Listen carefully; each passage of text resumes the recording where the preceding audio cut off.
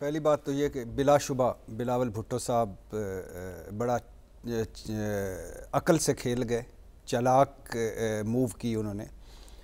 آپ کو یاد ہوگا کہ پی ڈی ایم 1 جو تھی اس کی بدترین پرفارمنس کا سب سے زیادہ نقصان کس کو ہوا؟ پی ایم ایل این کو، مسلم لیگ کو۔ اور اس میں شامل کون کون تھے؟ مولانا صاحب کے بیٹے بھی تھے، مولانا صاحب بھی تھے، ایم کیو ایم بھی تھی، پاکستان پیپلز پارٹی تھی، بلاول وزیر خارجہ تھے، 56 کے 50 سے زیادہ دورے کر چکے ہیں۔ اور جو حال ہوا ہے اس الیکشن میں مسلم لیگ نون کا، اس میں ایک بڑی وجہ کیا تھی؟ پی ڈی ایم کی پرفارمنس بھی تھی۔ ایک تو بیانیہ نہیں تھا، دوسرا پی ڈی ایم کی پرفارمنس 16 مہینے کی۔ مسلم لیگ نون کا آپ کے ذہنوں میں ہوگا کہ پیپلز پارٹی کا یہ نعرہ نہیں ہے، مسلم لیگ نون کا نعرہ ہے کہ ہمارے پاس سارے مسائل کا حل ہے، ہم ارسطو ہیں، ہم افلاطون ہیں، ہم سارے مسائل حل کر سکتے ہیں۔ اور اس کو بڑا ڈنٹ کہاں پہنچا؟ پی ڈی ایم کی حکومت میں۔ اب بلاول بھٹو کچھ چھوڑ دیجئے کہ وہ الیکشن مہم میں کہہ رہے تھے کہ نون لیگ کا نام ناکام لیگ ہے، مہنگائی لیگ ہے، شیر چوہا نکلا ہے، شہباز شریف اپنی کارکردگی پر منہ چھپاتے پھر، حالانکہ وہ حصہ تھے۔ اور جھوٹ مت بولیں کہ یہ مت جھوٹ بولیں کہ آپ نے کہہ رہے ہیں کہ ریاست بچا کر سیاست گنوائی، ایسی بات نہیں ہے۔ نواز شریف کے پاس کچھ بھی نہیں ہے، اس کو تو انڈے ٹماٹر اور لاہور میں پڑ رہے ہیں۔ اب پارٹ 2 میں کیا ہو رہا ہے؟ ابھی میں سن رہا تھا کہ مریم اورنگزیب صاحبہ نے کہا ہے کہ نواز شریف ہمارے وزیر اعظم ہوں گے، تو ادھر سے، اور انہوں نے ساتھ یہ بھی کہا ہے کہ ہمیں کوئی اعتراض نہیں آصف علی زرداری کی صدارت پہ۔ تو مطلب نواز شریف صاحب وزیر اعظم ہیں، آصف علی زرداری صدر ہیں، اور ساتھ ساتھ چیئرمین سینٹ، اسپیکر، گورنر یا بلوچستان کی حکومت۔ مطلب مسلم لیگ نون کو ایک بار پھر سے کہہ رہی ہے پیپلز پارٹی بڑی عقل مندی سے، جس کا ووٹ بینک بڑا ہے۔ انہوں نے سندھ گین کر لیا ہے، مرکز میں آ کے لے لیے، بلوچستان میں ان کی اچھی خاصی سیٹیں ہیں۔ تو وہ کیا کہہ رہے ہیں کہ یہ آخری کیل بھی ٹھوکیں اس تابوت میں۔ وہ کیا کہ مسلم لیگ نون کو ایک مرتبہ پھر آپ یہ ذہن میں رکھیں، اب پنجاب سے فارغ کر دیں، اب یہ ذہن میں رہے کہ اس وقت جو میں آپ کے پروگرام میں کہا تھا کہ عمران خان سے جب میں ملا تو میں نے ان سے پوچھا کہ آپ کی پارٹی 4 حصوں میں بٹ گئی ہے، آپ کپتان جیل میں ہے، ٹیم سی ہے، بلہ چھین لیا گیا ہے، پلینگ فیلڈ ہے نہیں، آپ کس طرح کہہ رہے ہیں کہ سرپرائز ڈے ہوگا 8 فروری؟ انہوں نے کہا دیکھنا سرپرائز ڈے ہوگا۔ یہ آپ کو عمران خان نے کہا تھا؟ یہ میں نے آپ کے پروگرام میں کہا تھا، انہوں نے کہا دیکھنا سرپرائز ڈے ہوگا، فتح کا دن ہوگا ہمارا۔ آپ اور میں پھر بھی نہیں مان رہے تھے؟ نہیں، میں اور آپ زیادہ سے زیادہ جب آف دا ریکارڈ بھی بات کرتے تھے کہ کے پی میں ان کی حکومت بن جائے گی، لیکن پنجاب اور مرکز میں جتنی سیٹیں ابھی تو 50-60 وہ سیٹیں، لیکن اس سے ابھی تو 50 یہ جو ڈیل ہونے جا رہی ہے اس سے پیپلز پارٹی کو تو فائدہ ہو رہا ہے، وقتی طور پہ نون لیگ کو فائدہ ہو رہا ہے، ان کا پرائم منسٹر بن جائے گا چاہے جتنا ہی ویک کیوں نہ ہو، تو تحریک انصاف کے ہاتھ کیا آئے گا؟ سر آپ یہی تو سب سے بڑی ہے۔ اب دیکھیے کہ سب سے بڑا جو مسلم لیگ نون کا ووٹ بینک ہے وہ متاثر ہوا ہے۔ ہاؤس آف شریف کے اس وقت وہ صحیح جیتے ہوں گے، لیکن ہاؤس آف شریف کے اپنے جیتے ہوئے جو امیدوار ہیں نا وہ بھی مشکوک ہیں۔ نواز شریف صاحب کی اپنی سیٹ پہ باتیں ہو رہی ہیں کہ وہ یاسمین راشد سے کتنے سے جیتے، ہارے یا نہیں جیتے۔ اور اب مسلم لیگ نون نے پنجاب میں سیاست کرنی ہے، مسلم لیگ نون نے پنجاب میں سیاست کرنی ہے، اور پنجاب میں ان کا سب سے بڑا چیلنج پاکستان تحریک انصاف ہے۔ اب ہوگا کیا؟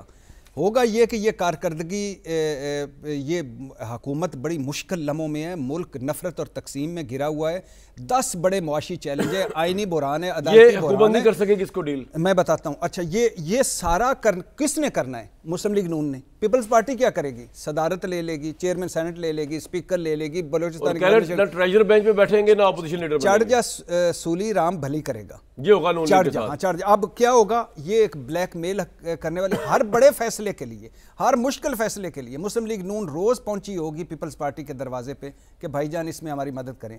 بیساکھیوں والی حکومت ہوگی، بلیک میلنگ والی حکومت ہوگی، جمہوری اور مجبوریوں والی حکومت ہوگی، بڑے فیصلے نہ کر سکنے والی حکومت ہوگی۔ بالکل ٹھیک ہے۔ اگر آپ نے آخری جملہ، اگر آپ نے یہ کرنا تو انہوں نے جو کرنا ہے، لیکن اور ظاہر ہے مسلم لیگ نون والے ہم سے زیادہ جانتے ہیں، لیکن اگر آپ نے اکٹھے رہنا، بھائی اگر وہ جانتے ہوتے تو آپ کو میں نے ایک ٹویٹ دیا ہے، ہوا یہ کہ 8 فروری کو پی ایم ایل این والے انہیں وہیکلز پرووائڈ کی، گاڑیاں پرووائڈ کی، ٹرانسپورٹ پرووائڈ کی، ووٹروں کو لے کر آئے، ووٹروں نے کیوے والے نان بھی کھائے، ان کے پولنگ کیمپ سے ٹکٹیں بھی کٹوائیں، شیئر کی، اور جا کے اندر پی ٹی آئی کو ووٹ ڈال دیا۔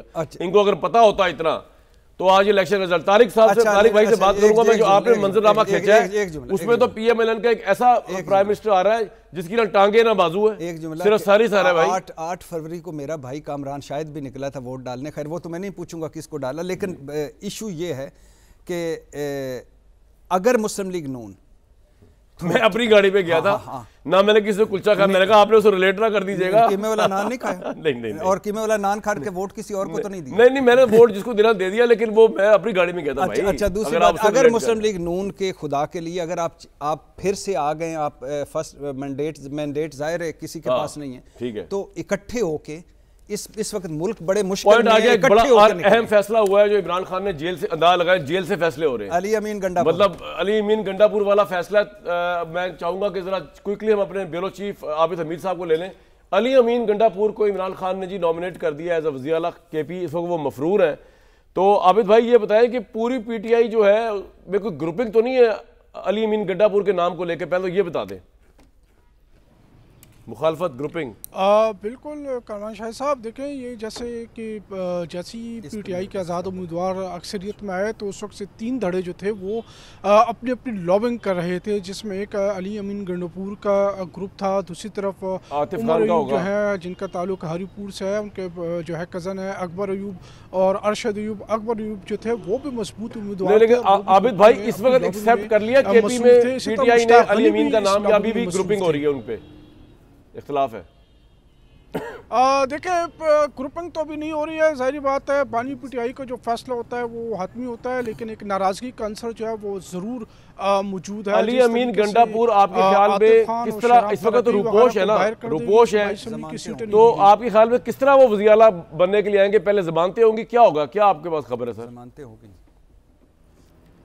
یہ ایک ڈیولپمنٹ جو آج بڑی ڈیولپمنٹ ہوئی ہے, جو Peshawar high court division D Khan division bench ہے, اس میں آج 24 کیسز میں ان کی ضمانت ہو گئی ہے. یہ آج کی جو ہے وہ میں آپ کو بتا دوں 24 کیسز ضمانت ہو گئی ہے, 24 کیسز کی ضمانت ہوئی ہے, ٹوٹل کوئی 27 کیسز جو بہت شکریہ. عابد حمید صاحب بتا رہے تھے کہ گروپنگ تھی, لیکن اب بانی تحریک انصاف نے جو کہہ دیا تو اس پہ میں ذرا نہیں, میں صرف اس پہ ان کے پاس جانا ہے طارق بھائی, میں صرف یہ کہہ رہا ہوں کہ اس پہ ہوا ہے جی اجلاس عمران خان کا جیل میں ماشاءاللہ. 5 نام تھے, میں نام نہیں لینا چاہتا کیونکہ ان کے ساتھ جڑی کہانیاں عمران خان نے بتائیں. انہوں نے کہا کہ فرسٹ یہ ڈبل وکٹ کے دونوں طرف کھیلتا ہے, سیکنڈ اپنے بندوں کو آپ نے یہ کمزور ہے, تھرڈ یہ ہمارا جو آگے لائے عمل ہے اس کو لے کر نہیں چلے گا, فورتھ انہوں نے کہا کہ یہ مشکوک ہے, ففتھ علی امین گنڈا پر انہوں نے کہا کہ یہ اس کو کریں. میں اس پہ آپ سے آگے دوبارہ پوچھوں گا. اچھا, اور اگر آپ علی یہ میری چونکہ یہ فرسٹ چوائس نہیں علی امیر گنڈا پور, میں اس کے حق میں نہیں ہوں, میں کہہ رہا ہوں عمران خان صاحب کی بھی تھرڈ چوائس تھی, لیکن اور اس سے پہلے بھی وہ خیر علی امین گنڈا پور کو کر رہے تھے, مجھے پسند نہیں آیا, لیکن یہ چونکہ عمران خان کا حق ہے, ان کا فیصلہ ہے. مگر جب ہم اوورآل دیکھتے ہیں کہ اگر صدر وزیر اعظم نواز شریف ہیں, صدر آصف الزرداری ہے, تو گنڈا پور کا ہونا بنتا ہے. ہو گیا جی.